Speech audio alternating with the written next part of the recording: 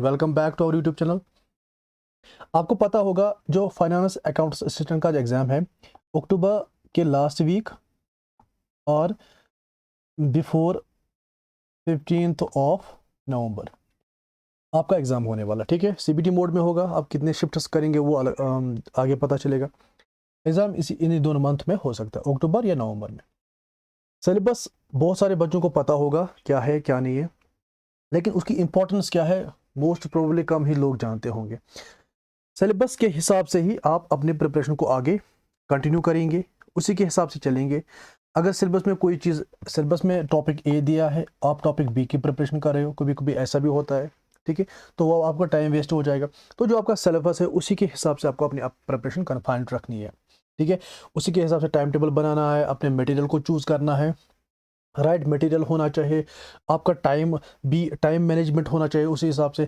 For example अगर आपका topic है वो बहुत लेंथी है, ठीक है, उसमें सब टॉपिक्स बहुत हैं, लेकिन उसकी जो वेटेज है लेटर से 1 मार्क्स की है, 5 मिनट के लिए एज्यूम करते हैं, तो आपको उसी हिसाब से उसको अपना टाइम भी देना है। ठीक है, तो सिलेबस एक इंपॉर्टेंट रोल प्ले करता है। आपको पता होगा चाहे कोई भी जगह एसएसबी का एग्जाम हो या नेशनल लेवल का एग्जाम हो, syllabus is very much important. आपको हेल्प करेगा ये आपकी प्रिपरेशन में। कैसे हेल्प करेगा? क्योंकि इसी में से तो क्वेश्चन आने हैं, इसी में से तो आपका जो मटेरियल है वो आपको ढूंढना है कि कैसे हम मटेरियल को चूज़ कर सकेंगे, वो तो आप अकॉर्डिंग टू द सिलेबस ही करोगे। और आजकल के दौर में कोई भी जगह एसएसबी का एग्ज़ाम क्रैक करना it is a very hard task, बड़ा हार्ड टास्क है। तो टाइम वेस्ट करने के बगैर अपने आप को प्रिपेयर कर लो सिलेबस में। सिलेबस आपकी इसकी जो हार्ड कॉपी है, प्रिंट आउट है, वो आप अपने पास रखो ऑलवेज। ठीक है, print out of your syllabus, जो भी एग्जाम आप देने वाले हो उसकी प्रिंट आउट होनी चाहिए हार्ड कॉपी में आपके पास, सो दैट एवरी टाइम आप उसको याद कर लो, वो आपके जहन में होना चाहिए। सो दैट जहाँ पे भी आप जाओ, आप कोई न्यूज़ पढ़ लो, आपको उस टाइम आएगा कि हाँ ये में हमारे सिलेबस में है। अगर आप इंडियन इकोनॉमी आपके सिलेबस में है, तो इंडियन इकोनॉमी से अगर कोई रिलेटेड न्यूज़ होगी न्यूज़पेपर में, तो जो ही आपकी नज़र पड़ेगी, अगर आपको सिलेबस याद होगा तो आप उस चीज़ को देखोगे। ठीक है, तो सिलेबस आपकी टिप ऑफ द टंग होना चाहिए। ठीक है, उसके बाद शॉर्ट नोटिस बनाओ अपने, उसको अरेंज करो टॉपिक्स को अच्छे से, अच्छा सा प्लान बनाओ, टाइम टेबल आपका अच्छे से बनाओ जिस हिसाब से आप उसको बना सकते हो। ठीक है,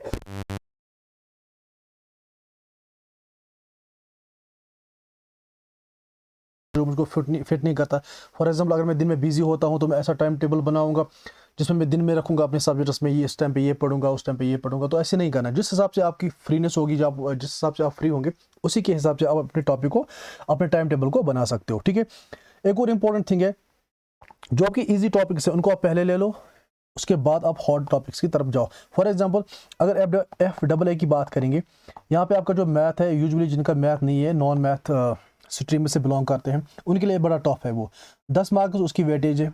ठीक है, तो आप एक काम करो, उसको पहले साइड में रखो। जिनका नहीं हुआ है, अगर आपका सिलेबस कंप्लीट है ठीक है, फिर उसको भी कर लो। अगर सिलेबस कंप्लीट नहीं है, पहले जो बाकी है आपका एग्जाम, बाकी सिलेबस है आपका, GK ऑफ JNK है, GK ऑफ इंडिया है, कंप्यूटर इकोनॉमिक्स है, और भी कोई सब्जेक्ट है, उसको ये तैयार कर लो। उसके बाद आप जाओ मैथ की तरफ। ठीक है, ऐसे जो भी आपको हार्ड लगता है अपने हिसाब से, अगर किसी का मैथ है तो उसको कोई और टॉपिक हार्ड लगता है, तो पहले वो उसको टैकल कर दे, उसको तैयार कर ले, फिर वो हार्ड टॉपिक की तरफ जा सकता है।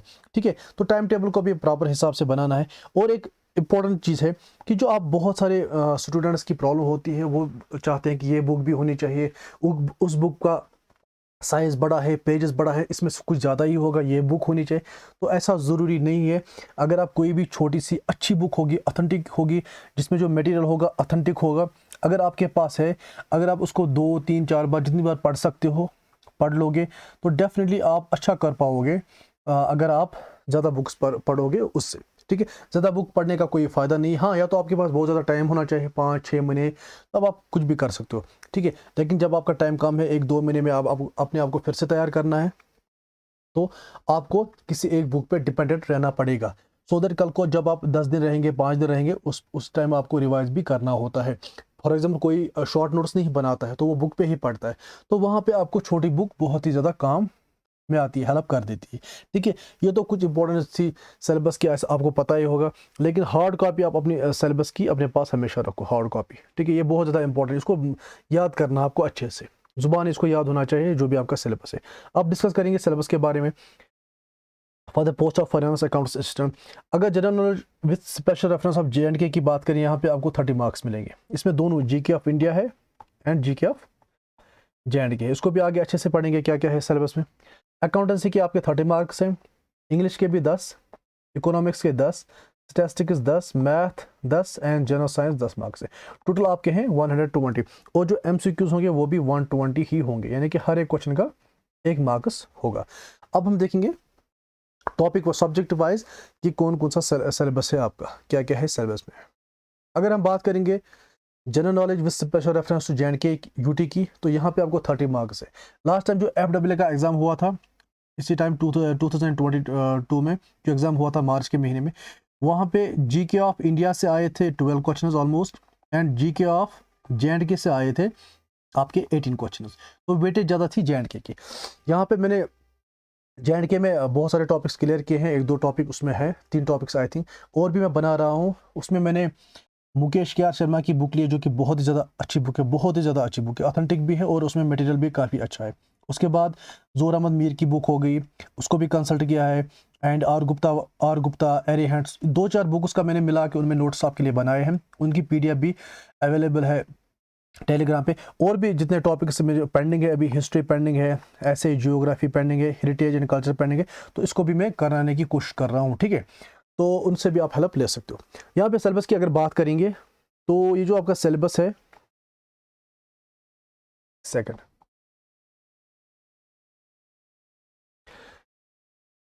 पहला है current events of national and international importance. ये तो ऑलमोस्ट बहुत सारे बच्चों के लिए थोड़ा सा बोरिंग टॉपिक होता है।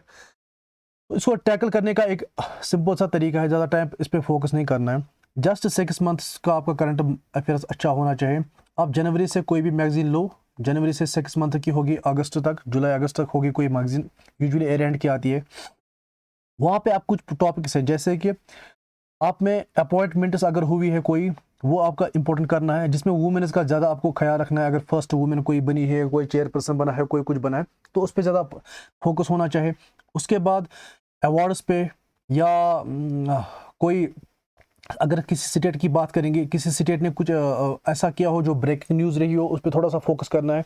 बट मोस्ट आपको रखना है अपॉइंटमेंट्स, अवार्ड्स एंड फर्स्ट अगर कोई चीज़ हुई है, ठीक है, तो उस वही आपको करना है। रहा सवाल इंटरनेशनल का, इंटरनेशनल में आपको उतना नहीं जाना है। हाँ, अगर इंडिया ने कोई चीज़ इंटरनेशनल लेवल पर की है जिसमें इंडिया की पार्टिसिपेशन हुई है, ठीक है, तो वहाँ पे उस न्यूज़ को भी आप थोड़ा सा देख लेना। क्लियर।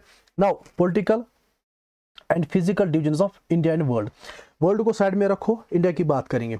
पॉलिटिकल, आपका पॉलिटिकल शॉर्ट में हो गया, जितने भी आपके नेबरिंग कंट्रीज हैं उनका थोड़ा सा आपको देखना है। जैसे कि लास्ट टाइम क्वेश्चन भी आया था, पाकिस्तान के वेस्ट में क्या था, Pakistan is the neighbouring country of India, ठीक है।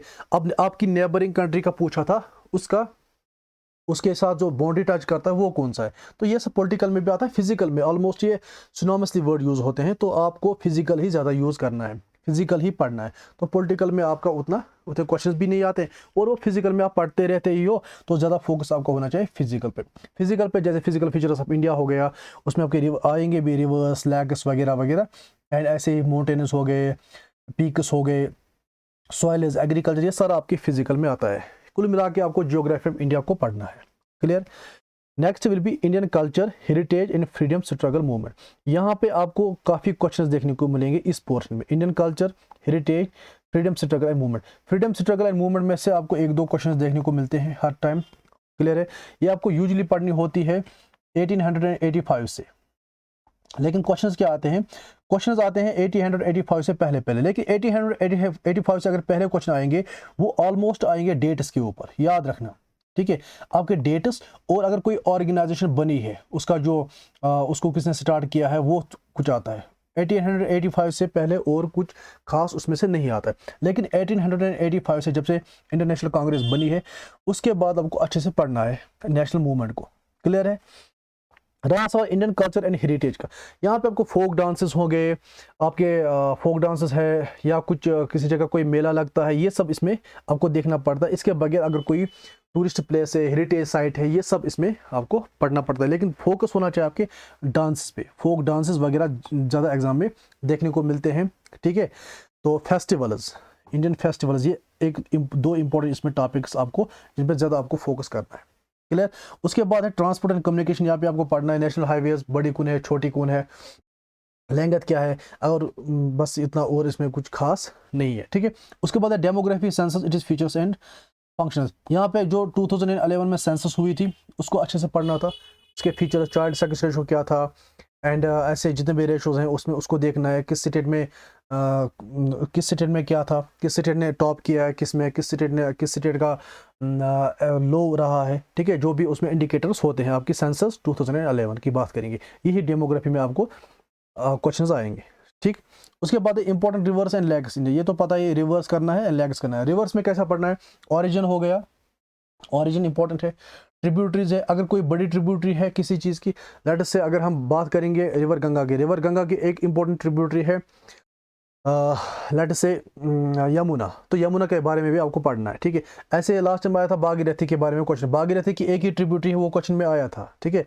बीटा गंगा की कुछ ऐसा ही था वो जो पिछली बार क्वेश्चन में आया था। तो ये एक इंपॉर्टेंट चीज़ें होती है, इन पे फोकस करना पड़ता है। जो बड़ी बड़ी रिवर्स हैं, गंगा हो गया, ब्रह्मपुत्र हो गया, गोदावरी हो गया, यमुना हो गया, इनके ऑरिजिन और इनकी जो ट्रिब्यूटरीज है उनको याद रखना है।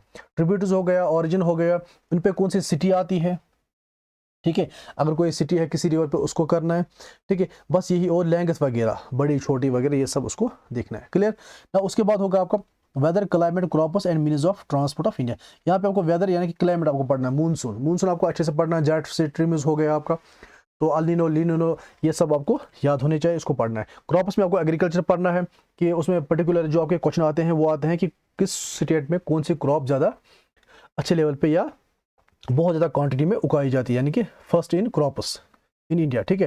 ट्रांसपोर्ट तो हो ही गया है जो आपने पढ़ा है, transport and communication.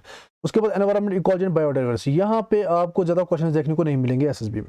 Environment syllabus आपको बहुत बड़ा लगेगा लेकिन उतना नहीं है, यहाँ पे आपको फोकस करना है एनवायरमेंटल पोल्यूशन पे। पोल्यूशन आपका बहुत ही इंपॉर्टेंट टॉपिक है, इकोसिस्टम आपका इसमें इंपॉर्टेंट टॉपिक है, ठीक है। पोल्यूशन एंड इकोसिस्टम, ये दो टॉपिक आपके हो गए, आप मान लो आपका इसमें से क्वेश्चंस निकलेंगे, क्लियर है। बाकी रहा, हाँ, और एक इंपॉर्टेंट चीज़ है इसमें आती है आपको wild life sanctuaries, national parks, biosphere reserve, इनको भी देखना है कौन सी वाइल्ड लाइफ सेंचुरी कहाँ है। जैसे पिछली बार क्वेश्चन भी आए थे बर्ड सेंचुरी के बारे में, जो गुजरात में एक बर्ड सेंचुरी है, याद नाम मुझे याद नहीं आ रहा इस टाइम, वो पिछली बार क्वेश्चन में भी आया था। तो ये सब आपको याद रखना है, वाइल्ड लाइफ सेंचुरीज होगी, नेशनल पार्क्स होगी, कौन सी नेशनल पार्क कहाँ है, बाकी उनमें कौन कौन से वहाँ पे फ्लोरा एंड फाना है, उस पर उतना कंसंट्रेट नहीं करना है क्योंकि वो तो याद भी नहीं रहता है और उसमें ज़्यादा क्वेश्चंस आते भी नहीं है, क्लियर। उसके बाद है जे.एंड.के यूटी की बात करेंगे। जे.एंड.के यूटी में आपको हिस्ट्री ऑफ जे.एंड.के यूटी पढ़नी है, दोनों जम्मू एंड कश्मीर की। इकोनॉमी होगा, इकोनॉमी में ज़्यादा क्वेश्चन नहीं आते हैं। ज्योग्राफी पढ़नी है, weather, climate, crops, rivers, lakes, flora and fauna. Flora and fauna, अब सीबीटी की बात करेंगे, सीबीटी में फ्लोरा एंड फाना बहुत क्वेश्चन आते हैं क्योंकि जूनियर स्टूडेंट की बात करेंगे या कोई भी एग्जाम जो सीबीटी मोड में जेकेएसएसबी ने लिया है, वहाँ पे आपको फ्लोरा एंड फाना यानी कि फ्लोरा हो गए, जो बर्ड्स होते हैं या आपके ट्रीज़ होते हैं। लेट से पिछली बार क्वेश्चन आते थे ये जो कश्मीरी में बहुत सारे प्लांट्स होते हैं उनके नाम क्या है, कश्मीरी में या इंग्लिश में या साइंस में, ठीक है। वैसे आते हैं फ्लोरा एंड फाना में यूजुअली आपको क्वेश्चन, या आपकी किसी जगह कोई सेंचुरी है, वाइल्ड लाइफ सेंचुरी, वहाँ पे कौन से ज़्यादा बर्ड्स होते हैं, कौन सा क्या फ्लोरा होता है, क्या फाना होता है, वहाँ पे ये आपको इसी वे क्वेश्चंस आते हैं। उसके बाद रिवर्स एंड लैग्स, इसमें मैंने बहुत ही अच्छा टॉपिक बनाया है, रिवर्स एंड लैग्स कंप्लीट है, वो यूट्यूब पे मौजूद है, उसकी PDF भी आपको टेलीग्राम पे अवेलेबल है, कंप्लीट है, इसमें आपको कुछ भी और सर्च करने की जरूरत नहीं पड़ेगी, ठीक है। ऐसे क्लाइमेट एंड क्रॉप्स होगा, क्लाइमेट थोड़ा सा ही जे.एंड.के का, उसमें उतना ज़्यादा पढ़ने की जरूरत नहीं है। क्रॉप्स ही एग्रीकल्चर, यूजुअली जो आपका क्या बोलते हैं उसको, जो हमारा यहाँ पे इंपॉर्टेंट क्रॉप है, कैश क्रॉप, यार मुझे कोंग जिसको बोलते हैं हम, क्या उसका ये साइंटिफिक नाम है, तो वो काफ़ी ज़्यादा इंपॉर्टेंट है, यूजुअली आपको बहुत बार क्वेश्चंस में वो देखने को मिलता है, ठीक है। तो उसके बाद heritage and culture, heritage and culture बहुत ज़्यादा इंपॉर्टेंट है, ये पढ़ना है। यहाँ पे डांसेस हो गए, आपके फेस्टिवल्स हो गए, ये इसमें देखना है, जम्मू एंड कश्मीर जो भी है, और लद्दाख का भी इसमें कंप्लीट कीजिएगा क्योंकि लद्दाख से भी क्वेश्चंस आते हैं। उसके बाद इंपॉर्टेंट टूरिस्ट डेस्टिनेशन, यहाँ पे दोनों पढ़ने हैं, एक पढ़ने हिस्टोरिकल डेस्टिनेशन कौन सी है, और उसके बाद जो हमारे रिलीजियस डेस्टिनेशन है, चाहे वो हिंदूज़ की हैं, चाहे मुस्लिम्स की हैं, चाहे सिख की हैं, किसी भी रिलीजियस की क्यों ना हो, उसको भी अच्छे से देखना। उसके बाद हो गया जे.एंड.के रीऑर्गेनाइजेशन एक्ट, ये काफ़ी ज़्यादा इंपॉर्टेंट है, 2 से 3 क्वेश्चन इसी में से आते ही जाते रहते हैं, क्लियर है। उसके बाद हमारा नेक्स्ट है अकाउंटेंसी एंड बुक कीपिंग, इसके 30 मार्क्स हैं, इसका भी काफ़ी ज़्यादा वेटेज है।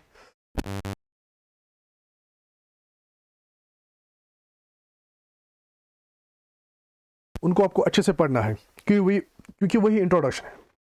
जब हम अकाउंटेंसी की बात करेंगे या किसी भी सब्जेक्ट की बात करेंगे, जो बेसिक टर्म्स होती हैं वहाँ पे, उससे रिलेटेड, उस टॉपिक से रिलेटेड, उनमें से ज़्यादा क्वेश्चन आते हैं। अगर आपको वो टर्म्स अच्छे से समझ आती है तो उसके बाद जो आपका आगे टॉपिक होता है, आपके आगे सब्जेक्ट होता है, उसको समझ में ईजी होता है फिर, ठीक है। उसके बाद अकाउंटिंग इक्वेशन एंड जर्नल ये पढ़ना है। ऐसे वोचर अप्रोच इन अकाउंटिंग, इसको देखना है। बैंक रिकन्सिलेशन स्टेटमेंट हो गया, फाइनेंशियल मैनेजमेंट स्टेटमेंट्स है, partnership accounts, ledger accounts, cash book, financial audit, elements of double entry and book keeping, trial balance, trading account, profit loss and balance sheet, ठीक है। Concept of social accounting, social audit and cash based single accounting system. Last time भी जो social accounting है इसको अच्छे से पढ़ना, क्योंकि लास्ट टाइम भी जब इसमें क्वेश्चंस आए थे वहाँ पे भी बहुत सारे बच्चों ने फिर रिप्रेजेंटेशन डाली थी क्वेश्चंस के आंसर के बारे में। तो इसको अच्छे से पढ़े और ऑथेंटिक सोर्स यूज़ कीजिए, क्योंकि जो सोशल अकाउंटिंग है उतना इसका अभी उसकी एडवांसमेंट नहीं हुई है, या इसका मटीरियल आपको फ्रीली अवेलेबल नहीं होता है। तो दैट इज़ वाई इसको थोड़ा सा ध्यान से पढ़िएगा। उसके बाद public financial management system, PFM, ये काफ़ी ज़्यादा इंपॉर्टेंट टॉपिक बन चुका है अब, क्योंकि जो भी आपके ट्रांजैक्शन होती है अब वो एक बैंकिंग सिस्टम के थ्रू होती है। इसमें हम यही पढ़ते हैं पब्लिक फाइनेंशियल मैनेजमेंट सिस्टम। जो गवर्नमेंट का, जो पब्लिक का पैसा है, जैसे आपका नरेगा हो गया, वहाँ पे किस अकाउंट के किस बेनिफिशियरी को कितने पैसे गए हैं, इसका एक अच्छा सा मैनेजमेंट रखती है गवर्नमेंट इसी के जरिए, ठीक है। उसको बोलते हैं पब्लिक फाइनेंशियल मैनेजमेंट सिस्टम। अगर जो पब्लिक का फाइनेंशियल मैनेजमेंट है उसको कैसे हम सिस्टमेटिकली यूज़ में लाएं, तो ये इसको बड़ा इंपॉर्टेंट टॉपिक है, इसको भी अच्छे से पढ़िए। देन है इंडियन फाइनेंशियल मैनेजमेंट सिस्टम, ठीक। उसके बाद होगा taxation, tax laws, direct and indirect tax. जो ये टैक्सेशन है, अगर आप टैक्सेशन देखोगे, टैक्सेशन खुद में ही एक सब्जेक्ट है, एक साल लगता है टैक्सेशन को पढ़ने में, लेकिन यहाँ पे उतना नहीं, यहाँ पे दिया गया आपको टैक्सेशन के बारे में थोड़ी सी नॉलेज होनी चाहिए। उसके बाद है टैक्स लॉज भी अपने आप में एक बहुत बड़ा वास्ट टॉपिक है। वहाँ पे भी आप देखो, थोड़ा सा फोकस करो जो इंपॉर्टेंट है। Tax definition of tax, income क्या हो गया, हाउस होल्ड किस टैक्स में आता है, कौन से सेक्शन में आता है। वैसे पिछले एग्जाम में इसमें क्वेश्चन नहीं आता, पिछले एग्जाम में डायरेक्ट आया था, direct tax and indirect tax की बात हुई थी वहाँ पे, लेकिन आ सकता है, कुछ भी आ सकता है, ठीक है। तो थोड़ा सा उसकी भी आपको नॉलेज होनी चाहिए। Then it is direct and indirect tax, ये तो आपको पता होगा। इसमें देखना डायरेक्ट कौन है, इनडायरेक्ट कौन है। इनकम जैसे होता है, अगर मैं सैलरीड पर्सन हूँ, मैं अपना टैक्स देता हूँ, तो ये होगा डायरेक्ट। लेटर से अगर मैं कोई चीज़ मार्केट से खरीद रहा हूँ तो जो इस पर टैक्स लगता है, जो मुझे पे करना होता है एज ए कस्टमर, तो उसको बोलते हैं इनडायरेक्ट टैक्स। इसकी कुछ किस्में होती हैं, टाइप्स होते हैं, बस उनको आपको याद रखना है। Next is cost management and budgetary control. यहाँ पे बजटरी कंट्रोल के कुछ फॉर्मूलाज होते हैं, बजटरी कंट्रोल के कुछ फीचर्स होते हैं, उनको देखना है। उसके बाद कॉस्ट अकाउंटिंग, यहाँ पे फिर से बात चल रही है कॉस्ट अकाउंटिंग। अगर आप कॉस्ट अकाउंटिंग बैठने पढ़ोगे तो मैं आपको बोलूँ, आपको 1 साल लगेगा उसको पढ़ने में, इसको समझने में, इतना बड़ा टॉपिक। लेकिन आप क्या करेंगे, कैसे इसको तैयार करेंगे। कॉस्ट अकाउंटिंग में आपको थोड़े से फीचर्स पता होने चाहिए यहाँ पे, कि इसके फीचर्स क्या हैं, ठीक है, और मीनिंग्स क्या है टर्म्स की, क्लियर है। जैसे कि इसके टेक्निक्स होते हैं, कॉस्ट एनालिसिस के, एब्जॉर्प्शन टेक्निक है, मार्जिनल कॉस्टिंग होगा आपका। तो ये सब कुछ चीज़ें हैं जो आपको पता होनी चाहिए कॉस्ट अकाउंटिंग में। अगर आप ज़्यादा इसको डीप पढ़ने बैठोगे तो फिर तो यही आपका कंप्लीट नहीं होगा, बाकी अकाउंटेंसी का आप क्या करोगे। तो बेसिक पढ़ो, बस बेसिक से ऊपर आप जाओ ही मत। उसके बाद है डेवलपमेंट इन अकाउंटिंग, इसमें भी उतने कुछ नहीं आते हैं, अकाउंटिंग की डेवलपमेंट कैसे हुई, कहाँ से हुई, तो इसमें भी उतने क्वेश्चन नहीं आते हैं। यूजुअली जो आपके क्वेश्चन आते हैं वो आते हैं मेन अकाउंटेंसी से, जिसमें आपका क्या हो गया, जर्नल हो गया, अकाउंटिंग टर्म्स है बहुत ज़्यादा इंपॉर्टेंट, जिसको बहुत सारे बच्चे लाइटली लेते हैं। इसमें क्वेश्चन आते हैं बैंक रिकन्सिलेशन स्टेटमेंट, ये काफ़ी ज़्यादा इंपॉर्टेंट टॉपिक है। इसमें क्वेश्चन आते हैं वोचर में, क्वेश्चन आते हैं आपका ट्रेडिंग अकाउंट, फाइनेंस, ये बैलेंस शीट, ये भी काफ़ी ज़्यादा इंपॉर्टेंट है। तो ये चीज़ें, इन पे ज़्यादा आपको फोकस करना है। जो इसमें आपको डिफिकल्ट लगता है, टफ लगता है, जैसे टैक्सेशन लॉ है, बहुत बड़ा टॉपिक है, सीरियसली ये बहुत बड़ा टॉपिक है, इसको साइड में रखो।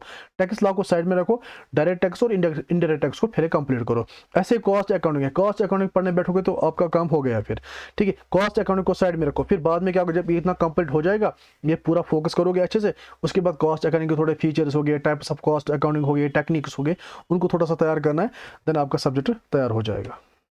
उसके बाद इंग्लिश की बात करेंगे, यहाँ पे उतना ज़्यादा कुछ बोलने के लिए नहीं है। टेंसेस हो गया, उसके बाद जम्ड सेंटेंस आपको बनाने होते हैं, ABCD ऐसे वो दिए गए होते हैं सेंटेंसेस, आपको उनको एक मीनिंगफुल सेंटेंस बनाना होता है, क्लियर है। देन इट इज़ नरेशन हो गया, डायरेक्ट इंडायरेक्ट जिसको हम बोलते हैं, मॉडल्स आपके बहुत ज़्यादा इंपॉर्टेंट है, आर्टिकल इंपॉर्टेंट है।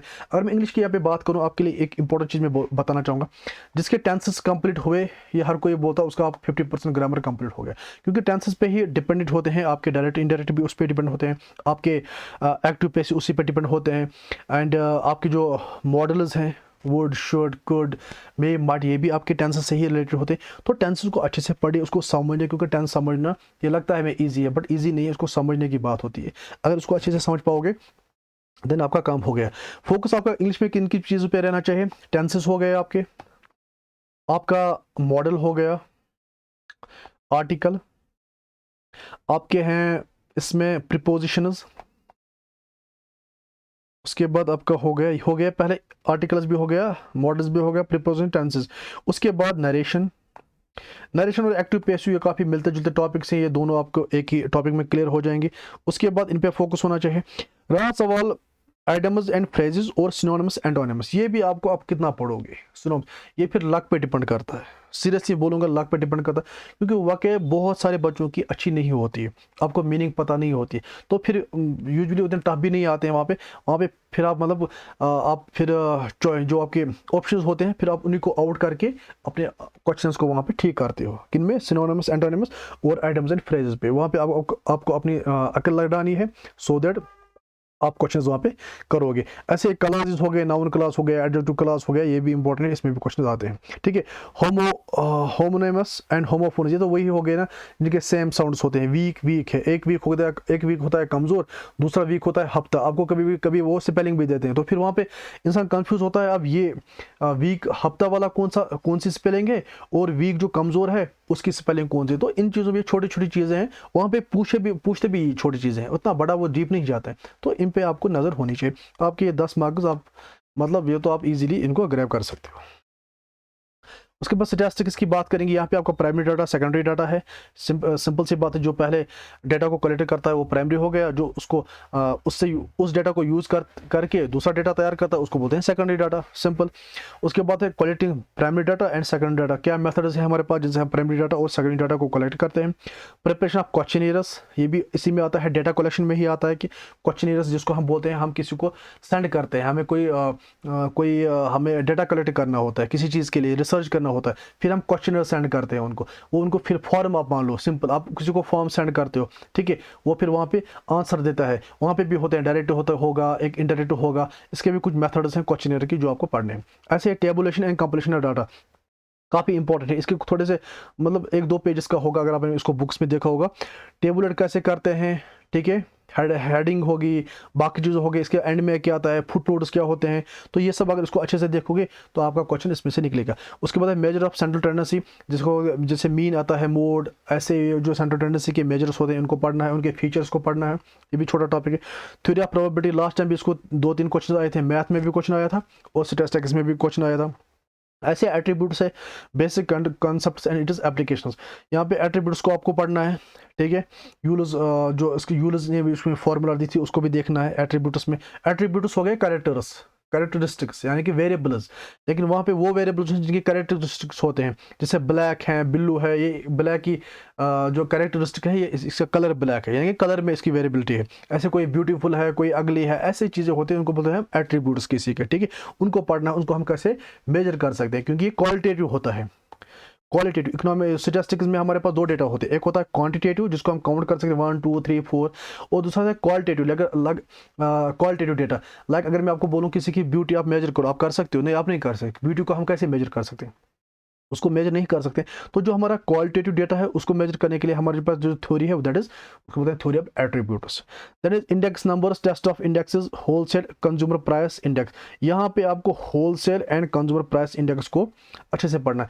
थ्योरी ऑफ इंडेक्स में भी और भी आता है, फिशर्स का रूल हो गया, और भी 2-3 वहाँ पे स्टैटिस्टिशियन उनके रूल्स हैं। लेकिन wholesale and consumer price index, ये इन्फ्लेशन में हम मेजर करते हैं, इन्फ्लेशन हम इन्हीं 2 चीज़ों से मेजर करते हैं। इंडेक्स से एक होता है होलसेल हमारा, दूसरा होता है कंज्यूमर प्राइस इंडेक्स पे।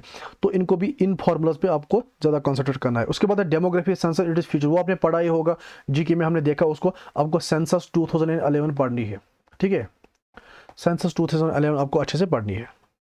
Water statistics, measure of fertility, crude fertility rates, specific fertility rates, gross and net reproduction rates. ये आपको मेजर्स ऑफ फर्टिलिटी होती है वाटर स्टैटिस्टिक्स, जिसमें हम कैलकुलेशन करते हैं पॉपुलेशन को, फर्टिलिटी क्या है, यानी कि उसको क्या बोलते हैं, वुमेन्स का जो होते हैं, जो उनका पीरियड ऑफ साइकिल होता है जिसमें वो बर्थ दे सकते हैं चाइल्ड को, ठीक है। क्रूड क्या हो गया, ये स्पेसिफिक फर्टिलिटी क्या है, रिप्रोडक्शन क्या है, ठीक है, ये सब होते हैं उसमें वाटर स्टैटिस्टिक्स में, इसको अभी आप पढ़िए। उसके बाद मैथमेटिक्स से फिर मैं बोल रहा हूँ जिनके लिए ये टॉपिक टफ है, जिनको इसका सिलेबस अभी कंप्लीट नहीं है, मेरी उनसे यही सजेशन होगी, पहले जो आपके 110 मार्क्स हैं मैथ को छोड़ के उसको पे फोकस करो। अगर आपके 110 में से 110 कंप्लीट होते हैं, मैं आपको बोलता हूँ आपको मैथ पे फोकस करने की ज़रूरत ही नहीं है। सीरियसली, अगर आप 110 आपको वही कंप्लीट हो जाएगा। क्यों? क्योंकि मैथ समझना यहाँ पे, मैं उनकी बात करूँ जिनको मैथ समझ ही नहीं आता, मैं नहीं बोलूँगा जिनको मैथ समझ आता वो ना पढ़े, नहीं, उनको तो पढ़ना ही पढ़ना है। फॉर एग्जांपल यहाँ पे अगर हम रियल मैथ की बात करें जो आपका 10th 11th और 12th में होता है, लेट से यहाँ पे आपको देखने को मिलेगा डेरिवेटिव्स हैं, सेट थ्योरी है, रिलेशंस एंड फंक्शंस है, मैट्रिसेस है, कोऑर्डिनेट एंड 3 डायमेंशनल ज्योमेट्री है, वेक्टर्स, ये कुछ ऐसे टॉपिक्स जो बहुत ज़्यादा डिफिकल्ट है। लेकिन अगर सिंपल इंडस्ट्री की बात करें, लीनियर इक्वेशन की बात करें, ये हमारे लिए ईजी है, तो इनको ही कर लो, इनको तैयार कर लो, बाकी को छोड़ो। मैट्रिसेस भी ईजी है, ठीक है, प्रोबेबिलिटी आपको स्टैटिस्टिक्स में भी पढ़ना है, यहाँ पे पढ़ना है, तो इनको तैयार कर लो। बाकी ये जो टॉपिक्स है, वेक्टर्स है, कोऑर्डिनेटर्स, ज्योमेट्री है वगैरह, इनको पहले साइड में ही रखो, तो बाद में इनको तैयार कर सकते हो। जनरल इकोनॉमिक्स, इसकी सीरीज आपको पता है हमारे यूट्यूब पे चल रही है। जनरल इकोनॉमिक्स के 2 लेक्चर हो गए हैं, आज इसका तीसरा लेक्चर भी आएगा, ठीक है। यह मैंने आपको बोला है, मैं खुद ही आपको कंप्लीट कराऊंगा और फ्री नोट्स भी आपको इसके अवेलेबल होंगे। इसका भी सिलेबस जो है मैंने अच्छे से डिस्कस किया है, उसकी मैं लिंक दूंगा यहाँ पे। अगर करेंगे सिलेबस को डिस्कस, थोड़ा सा बड़ा हो जाएगा, इसकी मैं लिंक उसमें ही दूंगा, वहाँ पे सिलेबस अच्छे से डिस्कस किया है मैंने। नॉलेज ऑफ कंप्यूटर्स के बारे में, यहाँ पे आपको फंडामेंटल्स ऑफ कंप्यूटर से फंडामेंटल ऑफ कंप्यूटर से स्टार्ट करके आपको ईमेल पे खत्म करना है, ठीक है। इसमें आपका हार्डवेयर भी आएगा, सॉफ्टवेयर भी आएगा। अगर आप इस सिलेबस की तरफ ध्यान दोगे, थोड़ा सा आपको सिलेबस टेढ़ा मेढ़ा लगेगा, ठीक है, तो इस पे ध्यान नहीं देना। आपको सिंपल पे जो एयरहैंड की बुक आती है कंप्यूटर के लिए, वो बहुत अच्छी है, उसमें से आपको 10 मार्क्स निकलेंगे। वहाँ से आपको फंडामेंटल से स्टार्ट करना है। पहले कौन सी थी, डिफरेंशियल इंजन वगैरह वगैरह, फर्स्ट जनरेशन, थर्ड जनरेशन, उनके फीचर्स, उनको तैयार करना। उसके बाद हार्डवेयर, सॉफ्टवेयर, आपका ऑपरेटिंग सिस्टम हो गया, आपका MS ऑफिस हो गया कंप्लीट। MS ऑफिस बहुत ज़्यादा इंपॉर्टेंट है, बहुत ही ज़्यादा इंपॉर्टेंट है MS ऑफिस आपका, ठीक है। ऐसे इंटरनेट, ईमेल से काफ़ी बार क्वेश्चंस आते हैं एग्जाम में। ईमेल की मैं बात करूँ, इंटरनेट एंड ईमेल का भी लेक्चर हमारे पास अवेलेबल है, उससे भी फ़ायदा उठा सकते हो। और इसकी भी MCQ सीरीज स्टार्ट हुई है। पहला हमने ईमेल किया है, वो थोड़ा एंडिंग में हो गया हमारा, लेकिन हम स्टार्ट करेंगे बेसिक एप्लीकेशन से, फंडामेंटल्स ऑफ कंप्यूटर से, इसी से हम स्टार्ट करेंगे आपकी ईमेल सीरीज, जहाँ पे आपका सब input devices, output devices, operating system, आपका नॉलेज ऑफ कंप्यूटर, ये आपका knowledge of MS Word, MS Excel, ये सब उसमें क्लियर हो जाएगा, ठीक है। एंटीवायरस आपको पढ़ना है, ठीक है, कौन सी एंटीवायरस फर्स्ट कौन थी, अभी लेटेस्ट मत है कोई, तो ये सब आपको इसमें पढ़ने हैं। बाकी हार्डवेयर, सॉफ्टवेयर, ये दोनों आते हैं इनपुट एंड आउटपुट डिवाइसेस में, ठीक है। Elements of computer, processing system, इसके लिए आपको ऑपरेटिंग सिस्टम पढ़ना पड़ेगा। CPU, पेरिफेरल्स, स्टोरेज मीडिया होगा, ये आपको क्या बोलते हैं उसको, आपको रैम, रोम, प्राइमरी मेमोरी, सेकेंडरी मेमोरी, यही आपको पढ़ना है इसमें। सॉफ्टवेयर डिफरेंशिएट तो पता है सॉफ्टवेयर क्या होता है। ऐसे role and categories of firmware and humanware. अब अगर इसको देखने पड़ेगा फर्मवेयर क्या है, ह्यूमनवेयर क्या है, तो आपका इसमें टाइम वेस्ट हो जाएगा। सिंपल सी डेफिनेशन देखो, फर्मवेयर की क्या है, ह्यूमनवेयर की क्या है, दैट्स इट, खत्म होगी बात। ऐसे role of information technology in governance, ये भी एक वास्ट टॉपिक है। Role of information technology in governance, यहाँ पे आप थोड़ा सा फोकस करो, गवर्नमेंट में इस टाइम कौन कौन सी टेक्नोलॉजी यूज़ होती है, ठीक है, बैंकिंग में होती है, बाकी चीज़ों में होती है, अगर कोई रिसेंट ट्रेंड है। और एक इंपॉर्टेंट बात, करंट से अभी इस टाइम चल रही है, करंट की बात 5G, जो मोबाइल के लिए है ना, 5G बोल रहे हैं लॉन्च करेंगे, तो यहाँ पे आपको दोनों 5G और 4G को कंपेयर करो, ठीक है। 5G और 4G को कंपेयर करो, इसमें कौन सी टेक्नोलॉजी, इसके कौन से फीचर्स हैं, इसमें कौन सी टेक्नोलॉजी, इसमें कौन से फीचर्स हैं, इनकी डिफरेंस को अच्छे से तैयार करो। मे भी इसमें इस बार क्वेश्चन पूछा जा सकता है इसमें, क्लियर। इसलिए मैं बोल रहा हूँ सिलेबस को अच्छे से आपके अपने के दिमाग में होना चाहिए सिलेबस, सो दैट कल को आप कोई भी करंट अफेयर से न्यूज़ देखोगे किसी भी जगह, सोशल मीडिया पे या किसी और जगह, तो आपको वहाँ पे आइडिया मिलेगा कि ये हमारे सिलेबस में हमें इसको देखना है, तो ठीक है। तो यहाँ पे हमारा एंड होता है आपका सिलेबस डिस्कशन। आई होप आपको समझ आया होगा। अगर किसी को कोई भी कन्फ्यूजन है, स्टिल वो उतना मसला नहीं है इसमें, वो कमेंट सेक्शन में बोल सकते हैं। बाकी फिर से बोल रहा हूँ, सिलेबस की हार्ड कॉपी अपने पास रखो, इसको अच्छे से याद कर लो और उसी हिसाब से प्लान बना लो। एक ऑथेंटिक बुक होनी चाहिए, कम से कम बुक यूज़ करने की कोशिश करो और प्लान अच्छे से करो, ज़्यादा टाइम वेस्ट मत करो। बाकी आप सबके लिए best of luck, best of luck for your all exams. ठीक है, आपको अल्लाह कामयाबी दे। ठीक है, तो इस वीडियो में इतना ही। Thanks for watching JK study for civil services. Thanks.